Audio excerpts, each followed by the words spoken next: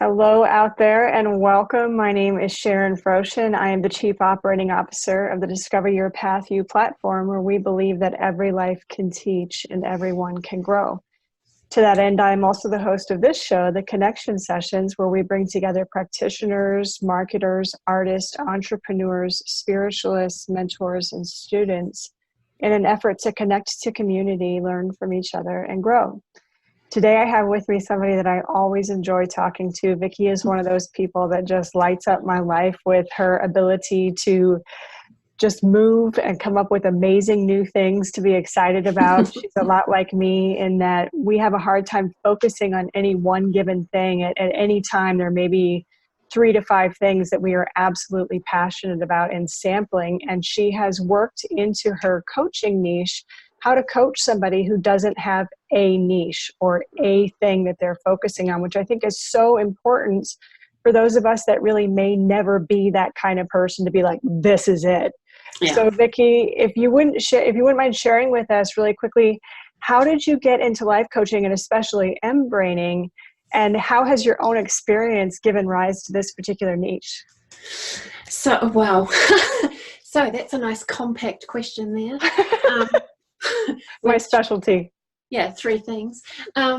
So actually, when I first decided to move out of being an employee and start my own business and was playing around with what that might look like, coaching was something I'd kind of always done, right? And when I sat there and went, well, when did I first start coaching? I was 15 when I first started coaching, but we didn't call it coaching. We called it peer counseling at that point. And so I was like, wow, actually, I've been doing this for 30 years already. But you know what? I'll go and do some study anyway, because I might not know things. Imposter syndrome much. So there was that piece of stuff. But also professionally, I've worked in the learning and development space now for 20 years. Mm-hmm. So again, I've done a lot of commissioning of coaches. I've done a lot of working to define what executive leaders should be being coached in and what kind of programs they might need. So I always had that side of it that I was bringing to things. And always, always, always in my life, what has mattered to me is people reaching their potential, right? Yeah. It breaks my heart when I meet people and I'm working with them and I'm talking with them, or I'm friends with them, or I'm family, and I can see the gold within them, right? And and I find it frustrating. It breaks my heart. Yeah. And so I had to go on a massive learning journey that it's not my job to unleash them. Yeah. And that was also a heartbreaking journey, because suddenly I had to go, but that's not what my job is. So as I got more into what is coaching really about, and the diploma I did was about transformational coaching, that my role is to work with somebody who is stepping into that space of going, I'm 100% responsible for me. Yeah. And I want you to work with me to help me go on that journey, to be my guide, if you like, to be my coach, to be my mentor, whatever it might be. And I'm quite happy. I know some coaches get this is what a coach does, this is what a mentor does, this is what an advisor does. I've worked across the spectrum, right, as you said. So this is my 5th career. My very first career was, and this is why I know Beth, was as a lawyer. Lawyers give advice. I'm quite happy to give advice. I've spent years giving advice. But I'm also very happy to take that step back and be the person that holds the mirror up and says, have a look at what you're doing. So I went through all that. And then this whole thing about niching came up, right? When I was doing my transformational diploma, and I was like, because exactly what you said, choosing the one thing, I was like, yee. And I mean, I can't even choose. If someone says to me, what's your favorite restaurant, right? I can't tell you that. It depends what mood I'm in. It depends what kind of cuisine I want. It depends what the weather's doing. Right? Depends what I had yesterday, because I won't want to have that again because I had it yesterday.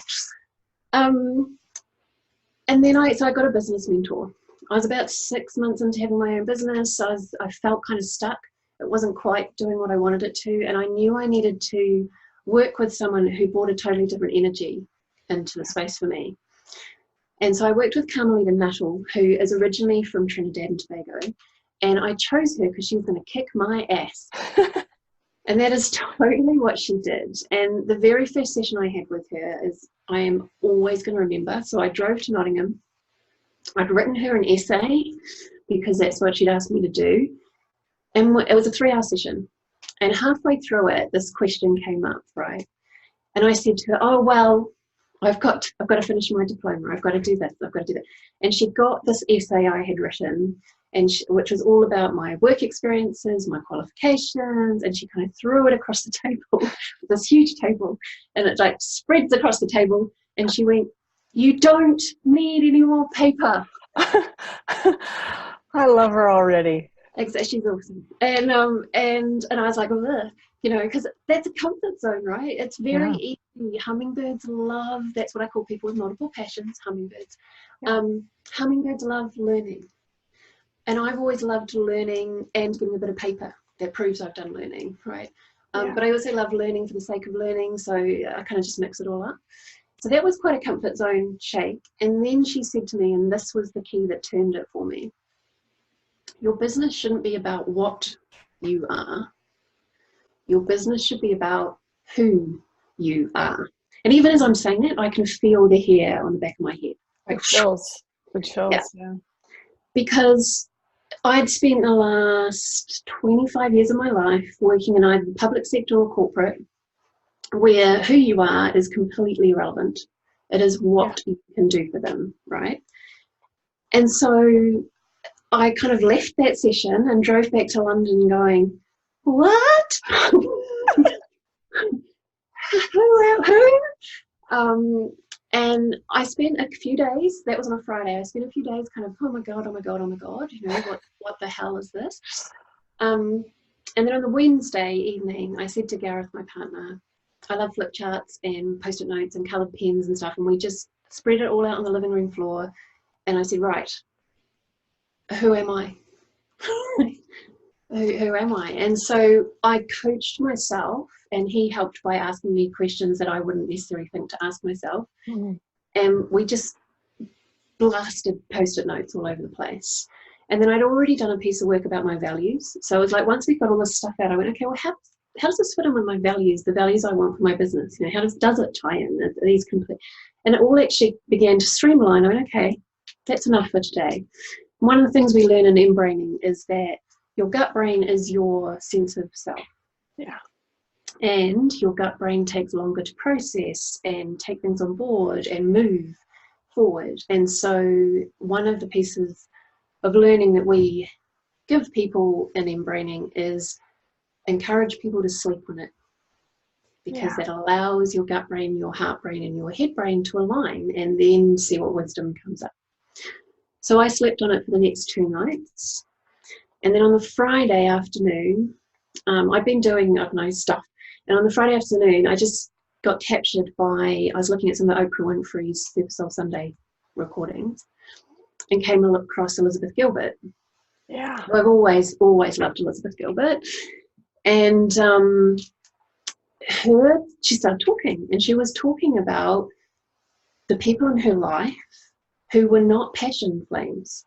And she said, I've always been a passion flame. I've known since I was 3 I wanted to be a writer. And I just thought that, you know, I now had the platform to tell everybody that all they had to do was find their thing and life would be marvelous. And then she met some people that told her that really isn't how it worked for them. And that shattered her, because she thought she was being helpful. But she kind of took a step back then and looked at the really important people in her life. So her husband at the time and her then follow-up wife. Did they get married? Partner? I don't know, to tell you the truth. I was just so happy it was a woman. Yeah. So the two of them, but she was her best friend at the time. And both her husband and her partner, partner, were both hummingbirds, basically. Yeah. And she was the one that first talked about that metaphor. And as she spoke about these people, I just went, oh my God, that's who I am. And my immediate response was, and it's not up to people who are not hummingbirds to tell us how to live. It's up to us. Yes. And that's when I stepped into working with people with multiple passions, because it's one of those things, right? As soon as you open that door, suddenly a whole lot of different things came in. So within 2 weeks, I'd come across Emily Watnick and the work she does with multi-potentialites. I'd come across Barbara Sher. I've been reintroduced to Barbara Sher's work She calls us scanners, and I'm like, Yeah. that term just doesn't work for me. But her thinking is really interesting. It just kind of snowballed from there, and then I am now here 3.5 years later. So. What a powerful journey. I love the idea of people who understand people like us being the ones that help to coach, because I grew up, I'm sure you've heard a lot of these messages too as you were growing up. Why can't you concentrate? Why can't you make a decision? Why can't you settle on one thing? And growing up, that's the way I am. And I think a lot of it is that people who are hummingbirds are so incredibly intelligent that we can pick something up so fast. Yeah. That within a few, like a couple of months, it's like, well, this isn't a challenge anymore and we're moving on. And I think that's hard for the people around us to understand, that it's not that we're stupid and it's not that we're shallow. It's that we are so mentally voracious that within a month, maybe 6 months tops, we have an entire career field like mastered to the point that we came to master it. And now it's time to try something else. So how do you help somebody who's heard those messages their whole life start to let down their walls and be like, you know what, it's okay, I'm this way? Yeah, so I've had a range of hummingbirds. I've worked with some who have absolutely, when I've talked to them about that whole, actually, this is normal. This is normal for the complex, beautiful, exquisite beings that we are.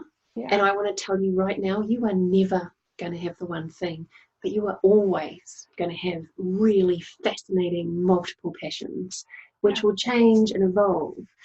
But what I do believe and have discovered the more I work with people, we don't have the one thing, but what we do have is underlying patterns, right?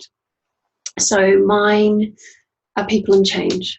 So everything I do in my life, and when I first realized this, it was purely from a professional perspective, right? And I was like, because when I moved to the UK, I had a recruitment agent say to me, your CV is interesting. And I was like, thanks. Yeah, like I was like, what the hell do you do that? And I took a step back and I looked at it. I mean, it makes sense to me, right? The decisions I've made. So by the time I moved to the UK, I was stepping into my third career already, and I was only turning 30, right? So not third job, third career. And so I could kind of see, but I sat there and went, but it makes sense to me. What are they missing? What is the story I'm not telling them? And that's when I looked at it and went, well, all of my careers so far and the jobs that led into those careers and the study I did that led into those careers have two underlying patterns: people and change. Change being about people meeting their potential, being responsible for who they are and having fully lived lives, right? But it wasn't until I started doing this work in my business that I realized and began looking at my life with a much wider lens that I went, oh, actually, everything I do in my life that I'm interested in, that I'm passionate about, that I'm excited about, has people and change behind it. History, art, culture, travel, food, all of it is about people and change. Even environment for me is about people and change. So interior design, which is something else I've studied, people and change.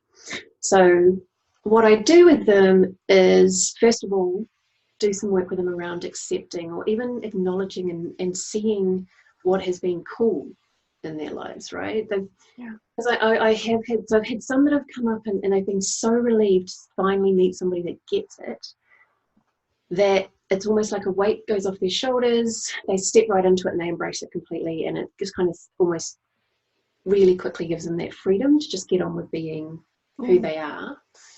But quite a lot of them show up to me and they're like, what's wrong with me? Yeah. Right? And I'm like, nothing. You are exquisite. And so I work with them around what's behind that. And often, I'm sure you've heard it as well, right? It's family, it's parents, it's grandparents, it's siblings, it's best friends, it's school, it's, and like you said, it's been these messages throughout their lives, and they're sitting there going, you know, all my friends. And I'm like, really? Because that's the other thing I often hear is, I thought I was the only one like this. And I'm like, I find that really curious, because when I stepped into this and started looking around at my friends, I was like, actually, I'd say at least half of my friends are hummingbirds. Wow. Because we've collected each other through various multiple passions, right? Yeah. But it's about helping people to let go of some of those societal expectations and to stop shoulding all over themselves. Right? Yes. And I heard one of your other interviewees talking about that, and I'm so on board with that. Whenever anyone uses the word should, I'm like, oh, because that's not them. As soon as someone uses the word should, it's an external something being put on them. Yeah. That isn't theirs. And it may align with something of theirs, but they're not owning it because they're using the word should. Yeah. Right. So I'm also a master prac in NLP, and language matters, as you know. But yeah, so as soon as I hear that shoulding from a hummingbird, I'm like, this isn't you, right? So we do a lot of work around that. I do a lot of value work. Like, I'm a coach, right? I do a lot of value work. So I help them explore what are their passions, but also some of the other key things really early on are. So one of the other things I found, and one of the reasons the hummingbird works for me so well as an analogy, is there's more than 300 species. Yeah. Right? So you and I are not the same. Gareth, my partner, who's a hummingbird, and I are completely different species. Well, it wouldn't be fun if you were the same, right? Exactly, how boring that would be. Beth was one who took a little while to come to the realization that she was a hummingbird, and I was holding up a huge mirror in front of her. Which is amusing, right? Knowing her. It was hilarious. It was after she'd told me about 6 or 7 different things she currently had going on and all the new things she was learning.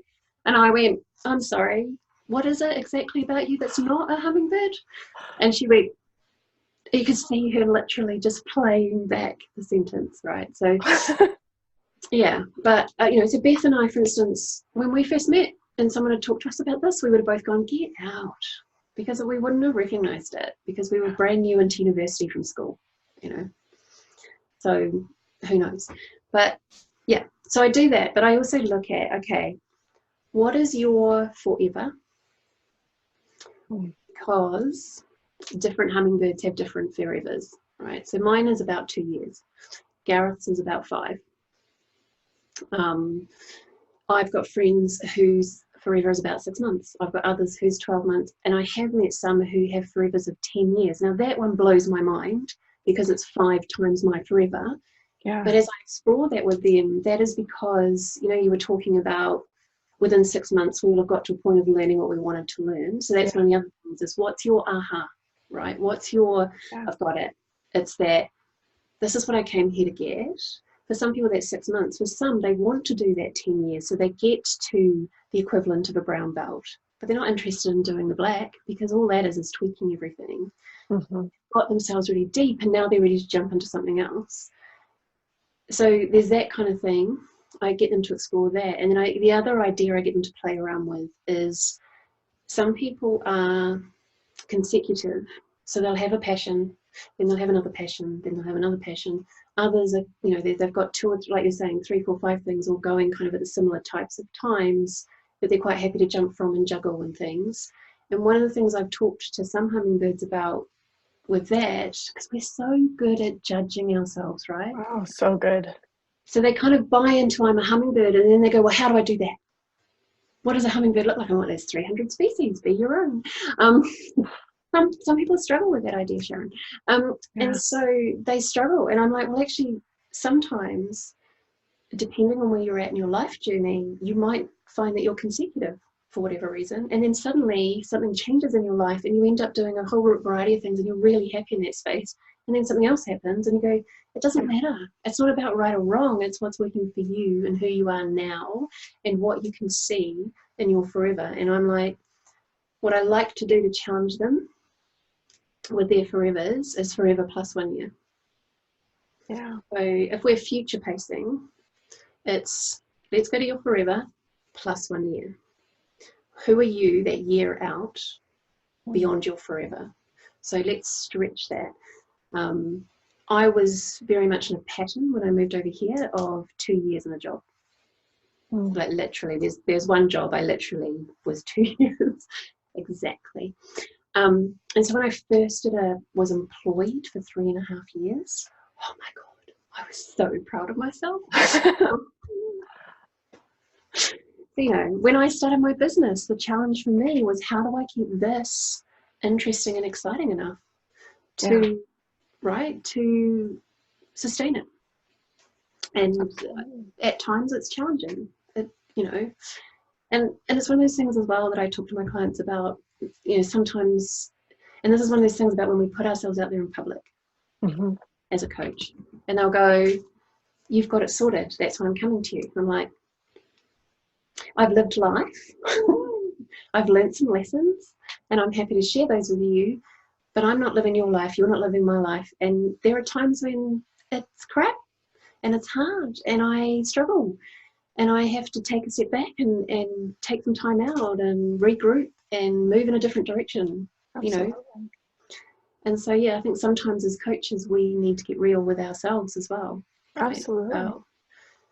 Absolutely. And speaking of moving in a different direction, you've recently become an author. Am I correct? And not only are you an author, but if I understand correctly, it's an international bestseller. Yes, it is. I'm so proud of you, lady. So am I. I am still quite astonished. I've had quite the bottle of champagne over the weekend. Whilst building flat pack furniture. I like to keep the rock and roll with reality, you know. Oh yeah.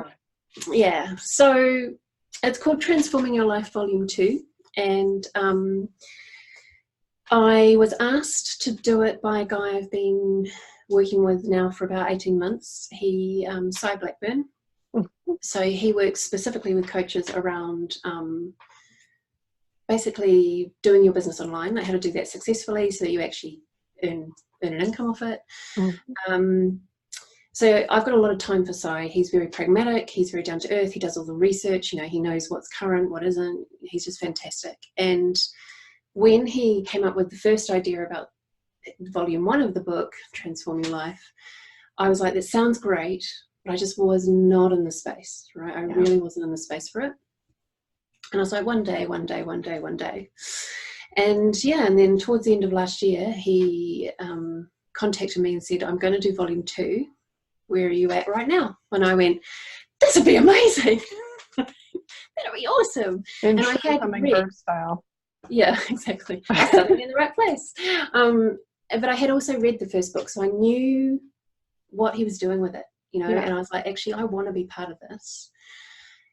And we had a chat around what he was looking for that was going to be richer and deeper and bring differentiation to the first volume.